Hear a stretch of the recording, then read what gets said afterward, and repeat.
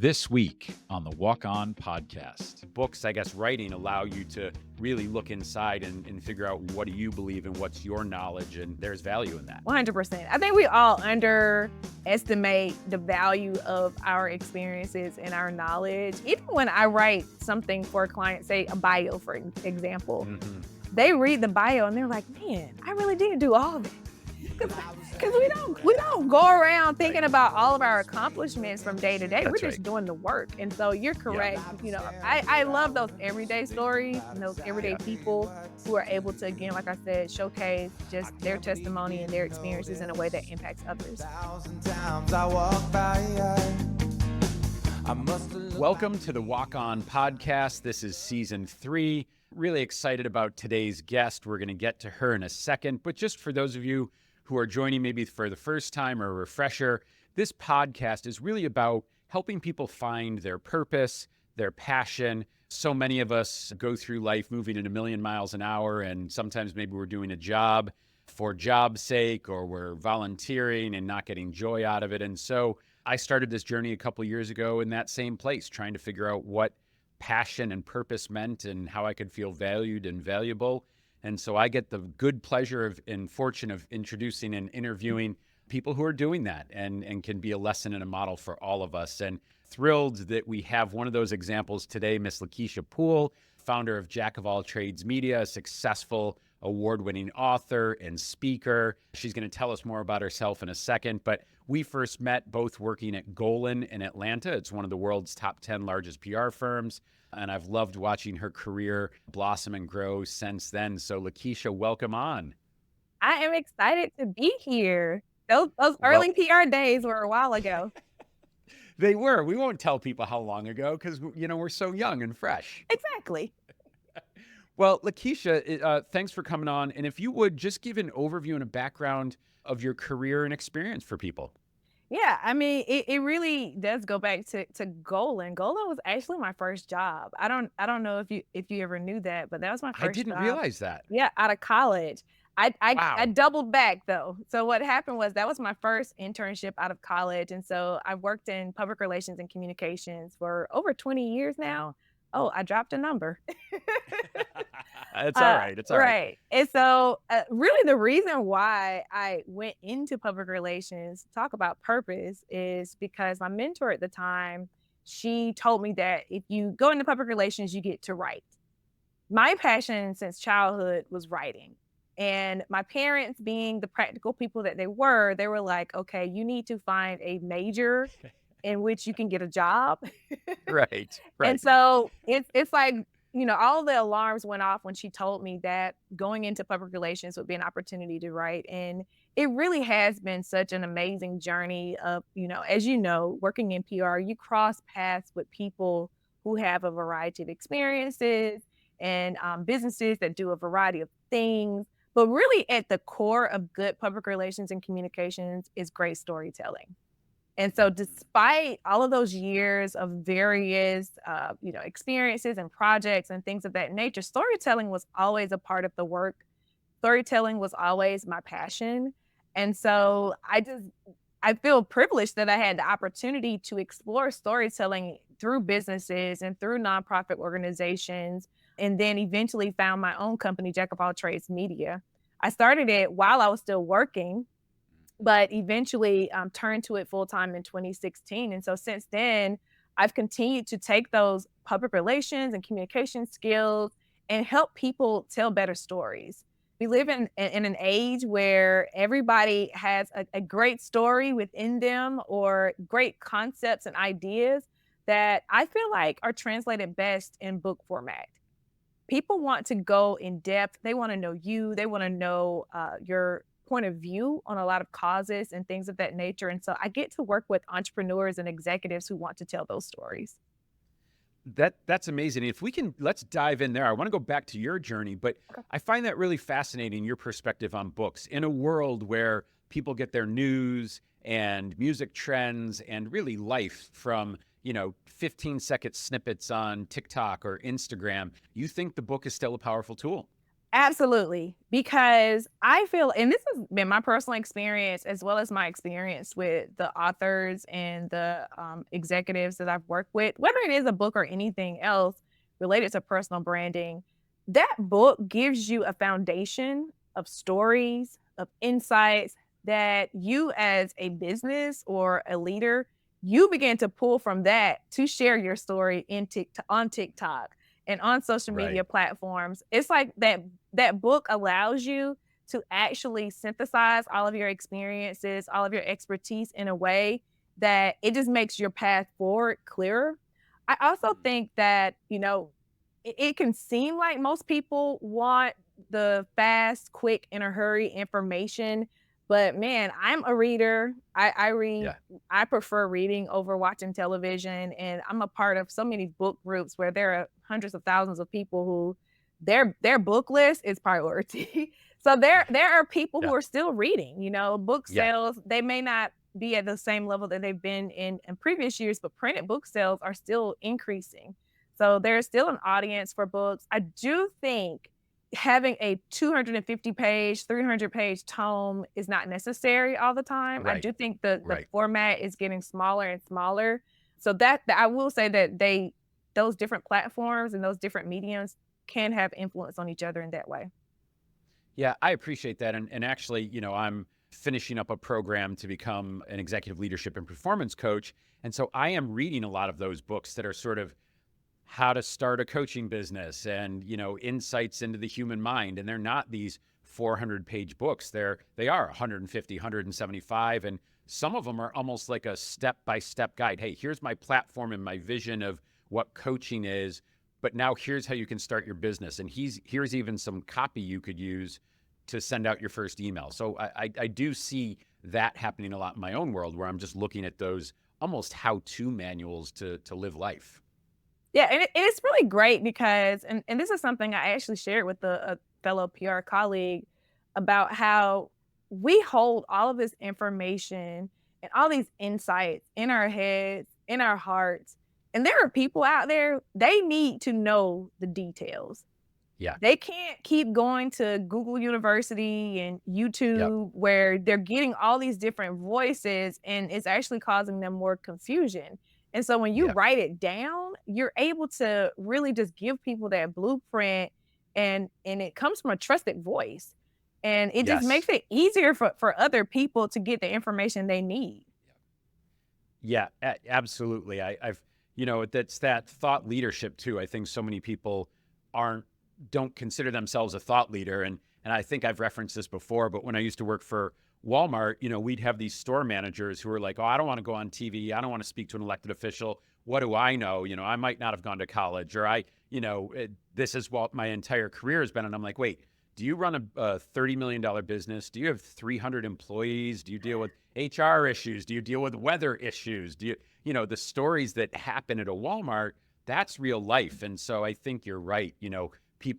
Books, I guess, writing allow you to really look inside and figure out what do you believe and what's your knowledge. And there's value in that. 100%, 100%. I think we all underestimate the value of our experiences and our knowledge. And I mean, again, I find this happening all the time. Even when I write something for a client, say a bio, for example, Mm-hmm. they read the bio and they're like, man, I really did do all that. Because we don't go around Right. thinking about all of our accomplishments from day to day. We're That's right. just doing the work. And so you're Yeah. correct. I love those everyday stories and those everyday Yeah. people who are able to, again, like I said, showcase just their testimony and their experiences in a way that impacts others. Yeah, and now I want to go back to your writing arc Okay. because I find it so fascinating. When you and I first met, you were a successful author of one genre, and now you've added this whole new genre. But in doing some research, getting ready for this, I learned your writing journey started at a very early age. So tell us about your writing journey and what you've produced. It did. I always joke that I self-published my first book in 4th grade because Mm-hmm. I hand wrote the story, I illustrated it, and I sold it to my classmate for 50 cents. So and it was so funny because I Yeah. really was essentially a writer for hire at that age, because that book led to them saying, well, why don't you write about this? Why don't you? And I would take custom orders as a child. No kidding. Is that true? That's true. That's Oh my true. gosh. And so, and again, it's so funny because even though I had that passion and that desire, and in many ways, the results at a young age, the world, society, adults, they're like, you can't make money writing.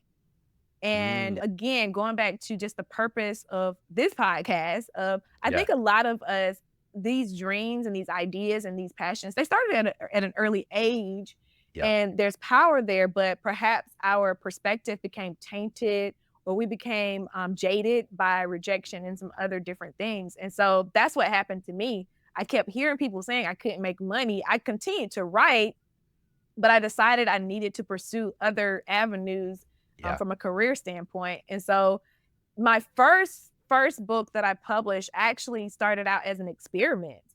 I wanted Interesting. to better become more consistent in my writing, and so I Mhm. publicly wrote chapter by chapter online.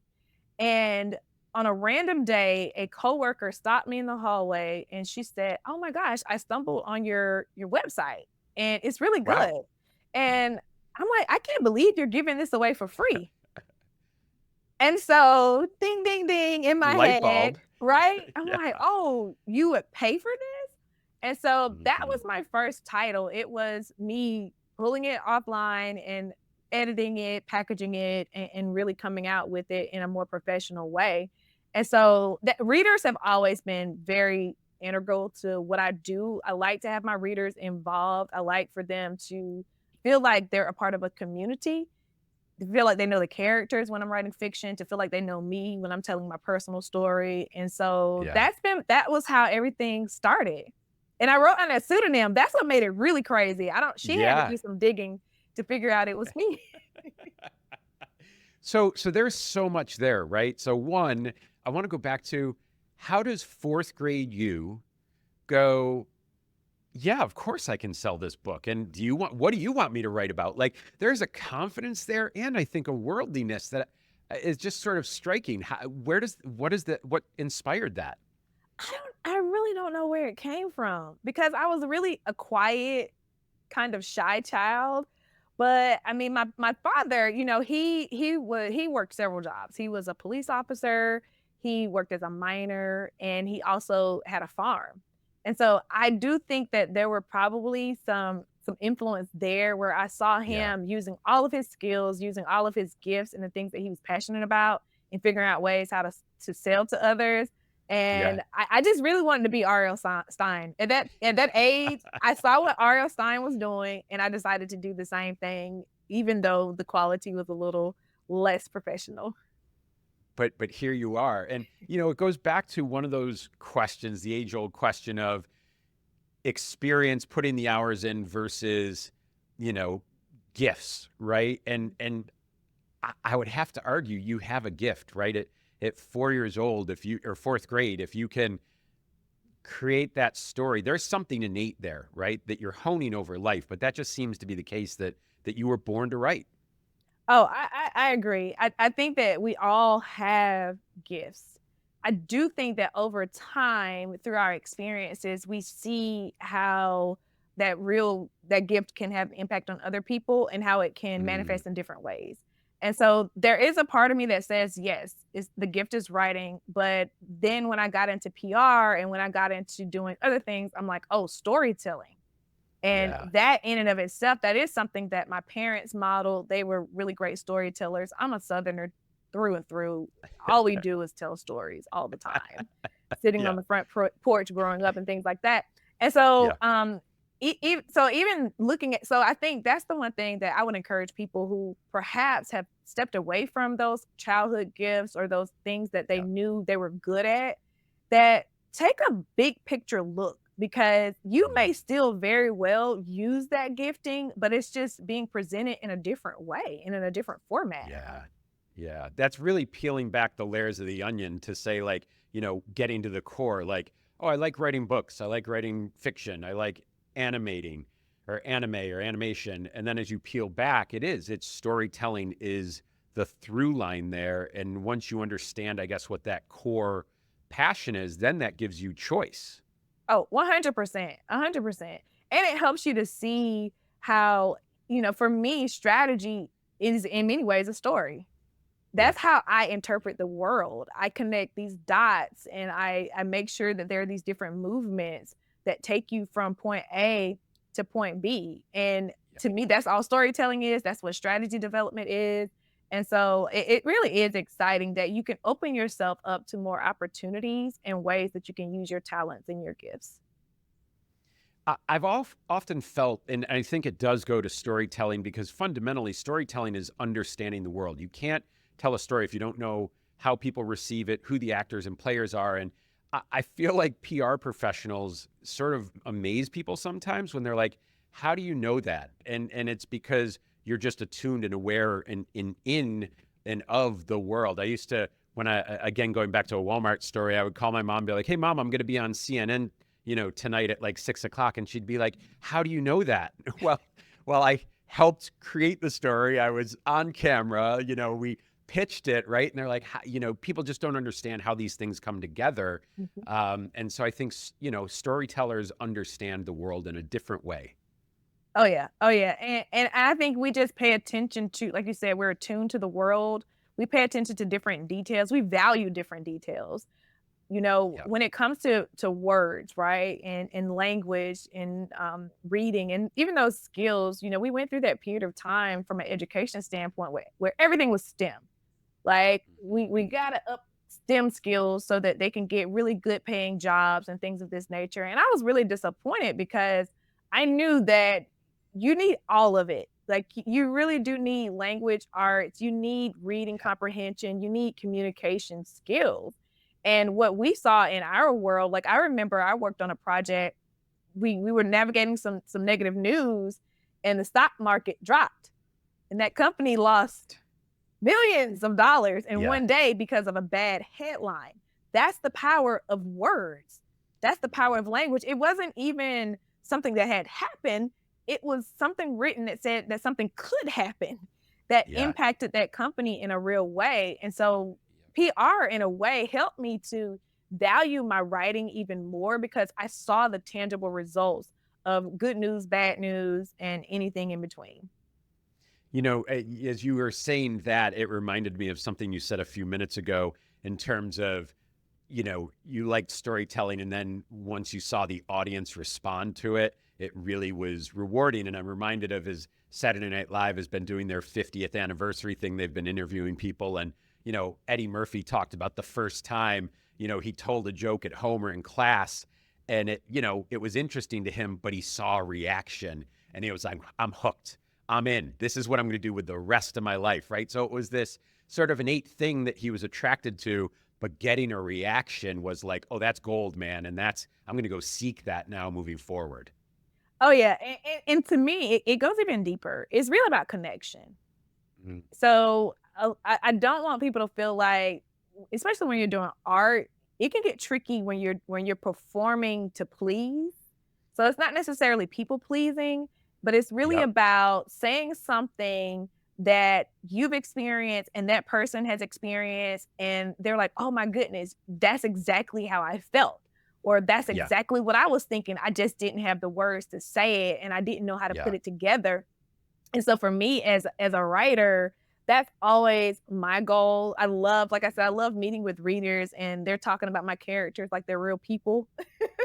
Yeah. And they have we have like an inside kind of understanding of the world purely Uh, based on the word. And so yeah, that connection is so key when it comes to storytelling. yeah. And I'm going to go on a limb here, and it's jargon these days, but I think what you're also talking about is authenticity in your Ooh, writing. that yes, that is Yeah. everything. That is Yeah. everything because I do feel like probably the previous years we've seen a lot of performance, especially as it relates to online business and online Yeah. marketing and personal branding and things of that nature. You have all of these different frameworks that people are trying to just follow Yeah. these steps versus figuring out what really is their core, what their values Yeah. are, and presenting that. Yeah. Yeah, and I think, in the crowded marketplace you're talking about, whether it's coaching in my world or books, there is, I think, rigor, right? There are people out there selling themselves as authors of some sort or another, and it's what real rigor do they bring to that experience? So I went back to school, right? Coaching's a booming business, and there are people who are out there coaching with no training, no experience, and, versus someone who has this authentic experience, but I've also added some rigor to that. And it seems like with writing, certainly with journalism, that is true too. Maybe not. I don't know what your perspective is. Oh, it's completely true. And especially from the journalism standpoint, journalism has changed so significantly since I attended journalism school. Yeah. However, those fundamental skills are what continue to carry me through. And so there is a part of me that has concern, not saying that we shouldn't have, people presenting their opinions and perspectives on life.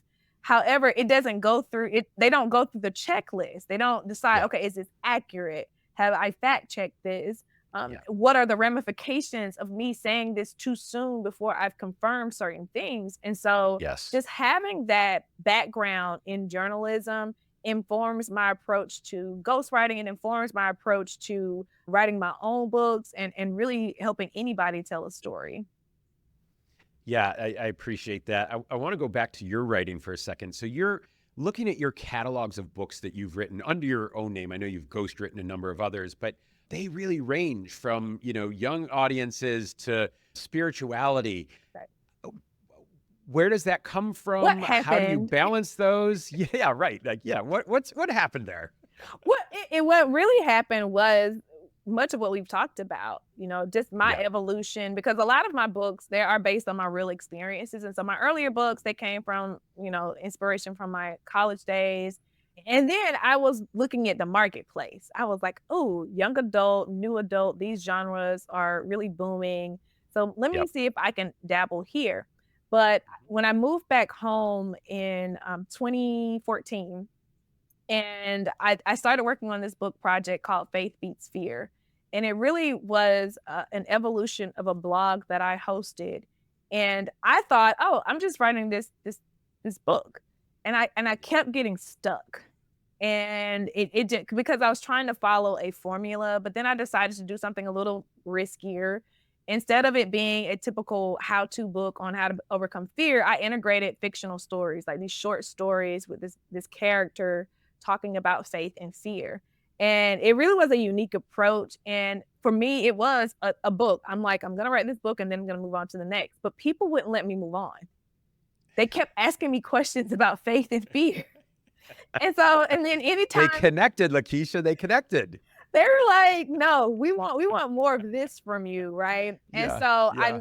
I really identified that there was a need for more conversation, more insight on spiritual Yeah. matters for people who were trying to overcome fear, worry, and just Yep. again figure out what their purpose is. And so I did make that turn more towards spirituality. I began to get asked to speak at different places. And so then that turned into, oh, if you want to talk about faith, invite her to speak. And so my career evolved Yeah. very organically. Yeah. I mean, that's powerful. And I tend to believe that's when the most lasting change happens, when a pivot or a direction or a door opens based on the authentic work that you're putting in. That, to me, that creates longevity. Oh yeah, and you feel better about the work, right? I Mhm. don't get me wrong. I'm glad I started with what I started, but I really was more so looking at trends and numbers versus looking at people. And now Mm. I have what I feel like is a great community of folks who've grown along with Yeah. me on this journey. That's really inspiring, actually. I don't want to let us go today without you. We've talked a lot about storytelling. What makes a good story? Oh man, people. Again, that's Yeah. the key. That's the key. Yeah. One of the challenges that I see with authors, whether they are writing fiction or writing business books or what have you, they have more of a me first attitude, or they're like, I just want to tell my story. And I understand that because writing is very cathartic. But to me, a really good story takes into consideration the audience. right? It takes into Yeah. consideration what they're going through. And so you address that subject in the book. But also, when we talk about a book being 150 pages, if your audience is busy all the time and they're juggling all these responsibilities, think about that as you're Yeah. crafting that story and as you're crafting that book. I think thinking about that reader all the time helps you to write a really, really good story. I mean, I name whoever, like a person. I create basically this customer avatar for each book. And I'm always thinking about that person as I'm writing. And Interesting. I don't think this just applies to books. I think this should apply to whatever you're writing, whether it's a LinkedIn post or email, whatever. Think about that human being because you're going to make different word choices. You're going to kind of eliminate some of that jargon because you're having a conversation with a real person. That's so fascinating. So it's making sure your voice, your story, your idea is there, but in a way that the recipient's going to want to hear it. Exactly. And receive Yeah. it and understand it. Again, this is Yeah. PR 101. Some of this stuff Yes. is making Yep. sure that it's not just brand awareness because they can know your Yep. name and not have a clue about what you do and how you Yep. would serve them well. And so thinking about that person and their experiences, I think it just makes it a more enjoyable reading experience as well as a more enjoyable writing experience because a lot of times when you're writing and creating, you're by yourself. It's very Yeah. isolating. And so Yeah. knowing that you have that other person on the other end who's going to share that experience with you. That's the other thing. I know Yeah. it's your story, but that reader is going to read it and bring their own baggage and thoughts, and it's a Yeah. shared experience. Yeah. Yeah. It reminds me of the line that we use a lot in PR that your brand isn't what you think it is. It's how people experience it. Right. And so that's why being very thoughtful about what you're putting out there and the perspective is critical. It is really interesting. I don't know that you know this, but about the time, well, it was a couple years before Golden, but I wrote my first book and self-publishing was very different then. And it was on a very dry, future of civic engagement. But I just remember writing it was very solitary and then putting it out into the world is really intimidating for me. It was like, oh my God, people are going to, first I'm writing and I'm thinking, here's the story. And I do have what I'm trying to convey and know the audience. But then I'm like, oh God, they're going to be judging my words. They're going to be making connections that I may not see. Do you feel that as you're putting a book out, or at this point in your career, you're like, I know the audience, I'm confident in what I'm doing. I know it's going to land. No, it's not. Like I'm always afraid. I'm always not concerned. I will say the thing that has made it easier because I've been doing it so long is that I surrender the book quicker, right? Like I know Okay. like once I'm done, it's out of my hands. It's their book Interesting. now. And again, it goes back to having that shared experience because I remember in my first book, I wrote a scene or I had a character who I thought was just the best character ever. And my friend was like, I hate him. And it was because Wow. he reminded her of somebody who picked on her in middle school. And it is wild to me because the guy does Yeah. nothing negative in the whole story. And so that was my first lesson in realizing that once you put it out there, it's not just mine, it's ours. I Wow. think that it also helps me to be more open to seeing things from different perspectives. Again, when I began engaging with readers as they discuss my work, that there's stuff in there are layers in there Yeah. that I didn't even realize existed. And Yeah. so it can be intimidating. It can be overwhelming. I would say, don't assume that people are going to think anything negative. Assume that they are going to interpret it and receive it based on their personal experience. And so any Yeah. type of critique, a lot of times it's what they want. Like even Yeah. something as little as my mom, she criticized one of my short Christmas books because she wanted more. She was like, Oh. it's too short. I want to know what happens next. I'm like, that's not really. But that's a nice compliment, though. Hey, I want more of that. Give me more. It is, but I'm like, come on. Give me a 5-star, please. Was that the 50-cent request again, like from fourth grade? Can you tailor this next one just for me? Oh man, because I will say that is something that is common where people, especially with fiction, they want resolved ends. And I have to say a lot of Yeah. times my stories, they have an ending, but I want you to continue to think about the characters. I want you to continue Yeah. to work through the themes. And so it can feel a little like, that's it. Wow, it ends there. Yeah. Yeah.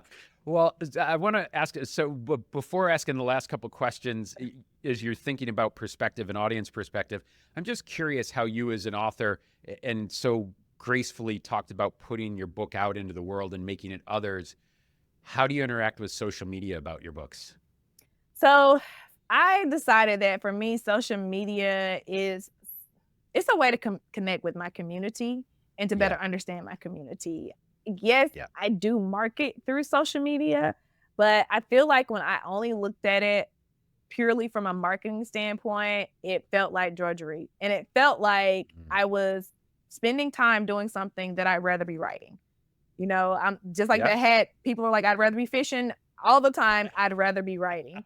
And so when I started looking at it as a way to even test content or, future book topics, a lot of times I'll post certain thoughts or ideas just to kind of see where people's heads are at, to see if they Interesting. need more on that topic, especially as it relates to spiritual matters, right? So trying to get a better understanding of, okay, do you believe in prayer, and what are your thoughts around it, right? And how Yeah. can I Yeah. correct some misconceptions that you may have around that spiritual discipline? And so for me, it serves as a beta testing group sometimes Yeah. to get a Yeah. sense of what I should produce and where I should go. But again, I get to connect with people and talk to them like a real human being. That's number one. Yeah. Yeah. I mean, that sense, it is amazing that you've gotten to a place where you now have a community around the work that you do. And I think that's, when I think about purpose, gosh, that's what I want, right? To be connected to people in a way, because as I've started to think about this, to me, purpose is what ripples have I created in the sort of, metaphorical pond, right? What impact am I leaving as I go through my daily life? And I don't know, that's really powerful to me that you've built this community based on your work, and it's vibrant and it's living. And it's also very affirming to the work Mhm. because I have people who have, I mean, I hate to use the jargon, bought in, but they're really Yeah. bought into some of the ideas. And so Yeah. they're willing to volunteer at events. They're willing to read or give feedback. They're willing to show up. They're willing to promote. They're willing to be ambassadors of my work. Yeah. And that probably was probably the hardest thing Yeah. because I never wanted people to feel like I was using them or, doing Yeah. this. But I've created a group where they feel like, well, no, this is ours. Like, we are Yeah. trying to spread this message. We're trying to tell this story. We're trying to create this type of change in the earth. And so we want to be a part of it because we believe in it. Yeah. Yeah. That's really powerful. I don't know what questions I can ask to top that as a place to leave it. So I'll do this, Lakeshia. As you think about, this conversation and passion and purpose and being valued and providing value, what advice do you have for people who are trying to find that for themselves? I would say the main advice I would have is a lot of times when we talk about passion, when we talk about purpose, is very feel good. It's very Hmm. fluffy. It's very much, if you do what you love, you never work a day in your life. No, you're gonna work hard for what you love. And Yeah. there is a sense of peace, there is a sense of flexibility, there are Yeah. benefits to being, living my life on purpose and working in my purpose. However, when I think about the word passion, I always go back to the original Latin definition, which meant to suffer. And I Mm. hope you don't stop the podcast now and think I'm a Debbie Downer. Michael can attest, I'm an No. optimist. I am very happy. Yes. But Yes. for me, I have to remind Yeah. myself that when it comes to following my passion, instead of it being like, what am I passionate about? It's like, what am I willing to suffer for? And I think Yes. when things start getting tough, a lot of people give up or they feel like, well, maybe this isn't my Mm. thing, or maybe I'm not called Yeah. to do this or whatever. And it's like, no, no, no, no. Yeah. You have to be willing to sacrifice. You have to be willing to suffer. And so I'm willing to suffer late nights and early mornings to write. Yeah. I'm willing to suffer not attending that fun national championship game watching party or whatever else because I'm on a writing deadline. Yeah. I don't think that's a downer at all. I think, and suffer can have a negative connotation, but to me, it's the work. And I think back to, I grew up most of my life playing hockey, and I played through college, and that wasn't suffering. It was suffering. It was practices sometimes, 5 a.m. without a puck in high school for 2 hours where we're just sprinting. That's grueling and brutal, but I want to do it because I'm honing a craft, right? I'm building something bigger than me. It's part of a team. It's a passion, right? So yeah, no, I don't take that as negative at all. And I think that's something that's missing. I think when you do say, oh, you'll never work a day in your life, I agree. It glosses over that work is required. You may be the most gifted writer. You might be the most gifted singer, but that's not going to take you anywhere. To get where you want to go, it does require that work. So I love that and appreciate you taking it back to its roots. Oh yeah, and it's the external work, what you're doing, but also the personal transformation, the inner work that has to happen. Because every book I write, there are different beliefs, ideas, trauma, challenges in the past that I'm working through as I'm writing that book.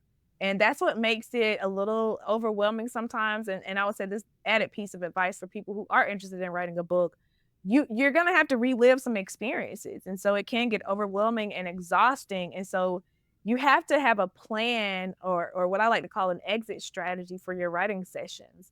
And for me, a lot of times it's going on a walk, going to therapy, going to get a massage, because you're processing some things on an inner, deeper level as you're telling that story that you're just not aware of it. So it's not like you're being lazy. It's just that's what the process requires. Amazing. I could literally do this all day long with you. I love seeing the side of you and hearing about your journey. And I think the listeners are going to really walk away with that too. So thank you. And where can people find out more about your writing? So you can visit me at LakeshiaPoole.com. You can visit me on Instagram, YouTube at Lakeshia Poole. I try to make it really, really simple for you to connect with me. And this has been so awesome to chat with you about this today. You too. And that's the great power of PR you're doing there, right there. Keep it simple. Well, Lakeshia, thanks again. And this is the Walk On Podcast, people leading with passion and purpose, providing a roadmap for your personal journey. Hear their stories, find your passion, walk on. Thanks again, Lakeshia. Thank you.